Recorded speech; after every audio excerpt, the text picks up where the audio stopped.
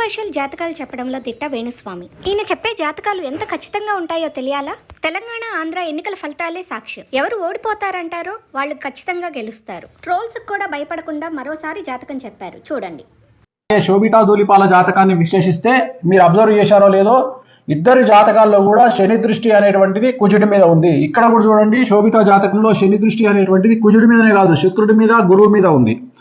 So వీరి జాతకంలో 2027 నుండి సమస్యలు ఉండే అవకాశం ఉంది. 2027 వరకు సో బాగానే ఉంటుంది వ్యవహారం. 2027 నుండి వైవాహిక జీవితంలో సమస్యలు అనేటువంటి ఏర్పడతాయి.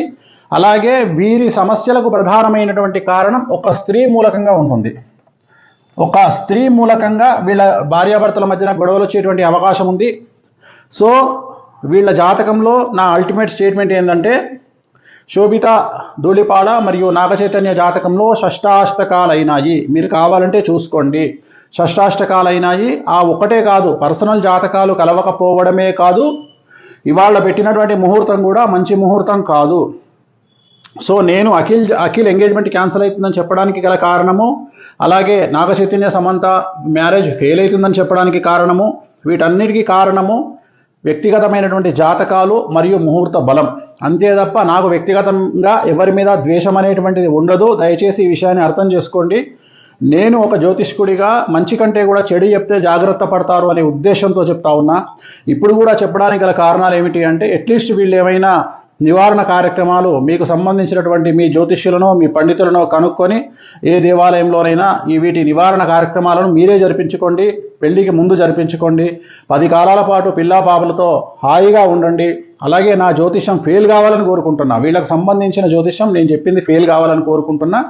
ఆ వెంకటేశ్వర అన్న దయతో వీళ్ళు నేను చెప్పిన జాతకం ఫెయిల్ కావాలని మరీ కోరుకుంటున్నా. ఎందుకంటే నా సక్సెస్ కంటే కూడా వాళ్ళ సక్సెస్ ముఖ్యం. కానీ వాళ్ళ జాతకంలో ఖచ్చితంగా కళత్రం అనేటువంటిది కనిపిస్తూ ఉంది. కళత్రం అంటే విడిపోవడము. కళత్రం అంటే విడిపోవడము. 7th హౌస్లో రాహు ఉన్నాడు, అలాగే లగ్నంలో కేతు ఉన్నాడు. చిన్న పిల్లవాడినట్టుగా చెప్తారు, ముహూర్తం తప్పు. అలాగే వీళ్ళ కాంబినేషన్ షష్టాష్టకాలైన శోభితాది మరియు నాగచైతన్యది.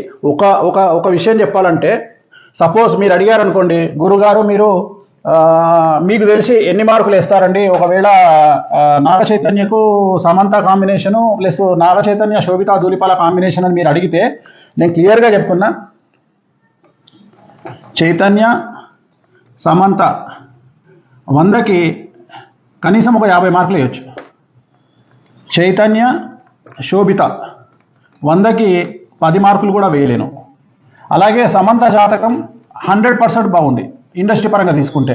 అలాగే శోభిత జాతకం తీసుకుంటే 20% బాగుంది కెరియర్ పరంగా నేను చెప్పేది. సో ఓవరాల్గా తీసుకుంటే నేను అడిగేది ఏంటంటే, నేను చెప్పదలుచుకున్న పాయింట్ ఏంటంటే, నాగచైతన్య కాంబినేషన్ ఆఫ్ శోభిత 100కి 10 మార్కులే, అండ్ నాగచైతన్య సమంత 50 మార్కులు. సో ఇంత 50 మార్కులు వేసినటువంటి వాళ్ళే విడిపోయారంటే, మరి కాంబినేషన్ ఆఫ్ సమంత నాగచైతన్య శోభిత కాంబినేషన్లో మరి నేను 10 మార్కులు వేస్తున్నా 100కి అంటే ఇంకెంత ప్రభావం ఉందో చూడండి. ఎందుకంటే శోభిత జాతకంలో చాలా ఎక్స్ట్రీమ్ ప్రాబ్లమ్స్ కనిపిస్తూ ఉన్నాయి. సో ఒక స్త్రీ మూలకంగా వీళ్ళ జాతకంలో వీళ్ళు విడబాటుకు గురయ్యే అవకాశం ఉంది. అలా జరగొద్దని కోరుకుంటా ఉన్నా. నేనే ఓడిపోవాలి, నా జాతకమే ఫెయిల్ అవ్వాలని కోరుకుంటా ఉన్నా. అలాగే స్వయం ప్రకటిత యూట్యూబ్ మేధావులు, స్వయం ప్రకటిత యూట్యూబ్ జర్నలిస్టులు గుర్తించాల్సింది ఏంటంటే, ఇదే నాగచైతన్య సమంత విడిపోతారని నేను ఎంగేజ్మెంట్ అప్పుడు చెప్పాను. ఇప్పుడు కూడా మళ్ళీ వీళ్ళు కూడా విడిపోతారని చెప్తా ఉన్నాను. సో నన్ను విమర్శించే ముందు నేను చెప్పిన వీడియో ఒకసారి చూసి, సమంత గురించి నాగచైతన్య గురించి చెప్పిన వీడియో చూసి మీ స్వయంకృత మీ మేధావితనానికి పనిపెట్టుకోండి. సో వీళ్ళైతే విడిపోవద్దని కోరుకుంటా ఉన్నాను నేను. అండ్ ఇంకా నేను చెప్పాల్సింది చెప్పాను. 100% వీళ్ళకు విడాకులు అనేటువంటివి కనిపిస్తూ ఉన్నాయి. 2027 తర్వాత వివాహం అవుతుందా అవ్వదా ఏమవుతుంది అవన్నీ క్వశ్చన్ మార్కులే. బట్ ఫైనల్గా చెప్పదలుచుకుంది మాత్రం ఖచ్చితంగా ఎడబాటు అనేటువంటి ఉంటుంది ఇద్దరి మధ్యలో, శోభిత అండ్ నాగచైతన్య మధ్యలో.